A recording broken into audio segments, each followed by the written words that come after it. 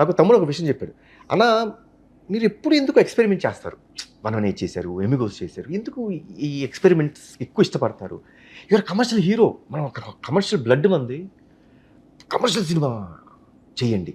ఇది డిస్కషన్, ఇది పాజిటివ్ వైపు, ఇది ఒక మంచి వైపు జరిగే డిస్కషన్ మా ఇద్దరి మధ్య. దాన్ని తీసుకుంటా నేను. కరెక్షన్స్ ఏంటి అనేది తీసుకోవాలి తప్పితే అండి ఏసా వద్దండి, మనకొద్దు. అసలు నాకైతే అసలు వద్దు. I'm very positive about this film, I'm very happy with the way it's going. So let me enjoy. దాని గురించి మాట్లాడు. కానీ ఇప్పుడు మీరు సీక్వెల్ సీజన్ నడుస్తుంది. ఇప్పుడు ఇవాళ ఎన్ని సినిమాలు సీక్వెల్ వస్తున్నాయంటే అన్ని లాంగ్వేజ్లో కలిపి దాదాపు మోర్ దాన్ 50 సీక్వెల్స్ ఎన్నో ఉన్నాయి. మీ దగ్గర ఒక బ్రాండ్ వచ్చిన సీక్వెల్ బింబిసార పెట్టుకున్నాను, ఎందుకు దాన్ని డిలే చేస్తున్నారు? అంటే ఇంకా కథ అంటే ఏం లేదండి, సీక్వెల్ అనేటప్పటికి ఒక బాధ్యత అండి.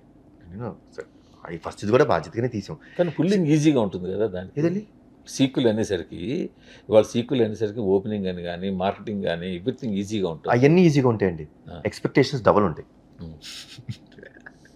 ఇవన్నీ ఈజీ అండి, మీరు చెప్పి నిజంగా మేక్ మనీ టక్ ఈజీ, చాలా opening super, marketing easy, everything is easy.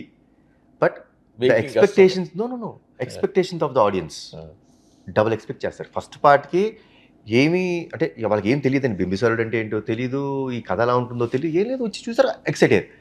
ఇప్పుడు ఏమైపోద్ది అంటే that's a reference, that is ఇప్పుడు ఒక 100 మార్క్ తీసుకుంటే అది తీసుకొచ్చి 70లో పెట్టింది, you know expectation.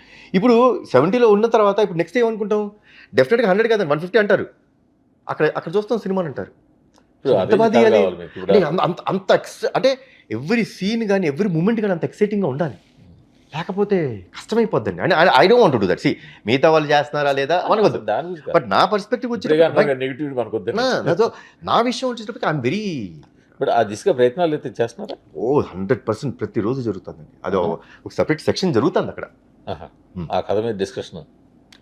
So any day announcement అయితే ఉండొచ్చు.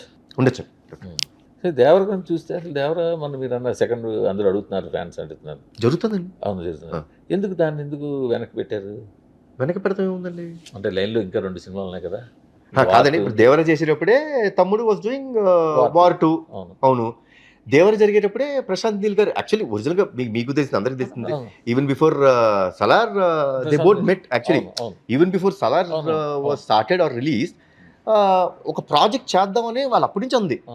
ఈ టైంలో కరెక్ట్గా డైరెక్టర్ గారు ఫ్రీగా ఉన్నారు. సో ఈవెన్ బిఫోర్, ఇప్పుడు ఎందుకు వేస్ట్ చేయడం? మరి మధ్యలో మళ్ళీ ఇప్పుడు నెల్సన్ సినిమా కూడా వస్తున్నట్టుంది కదా. దేవర 2 తర్వాతలేండి సార్, మీరు మరి ఎలా అయిపోయిందండి, మళ్ళీ మనం ఏది వాడుకున్నాం. బట్ తమ్ముడు ఏమండి, తమ్ముడే చెప్పాడు కదా, ఇప్పుడు నేను చెప్పడం పక్కన పెట్టాను. తమ్ముడు చాలా క్లియర్గా మ్యాట్ 2 ఫంక్షన్లో చెప్పేశారు. ఇప్పుడు ఇది జరుగుతుంది, వార్ 2 ఉంది, ప్రశాంత్ సినిమా ఉంది, నెక్స్ట్ దేవర 2 ఉంది.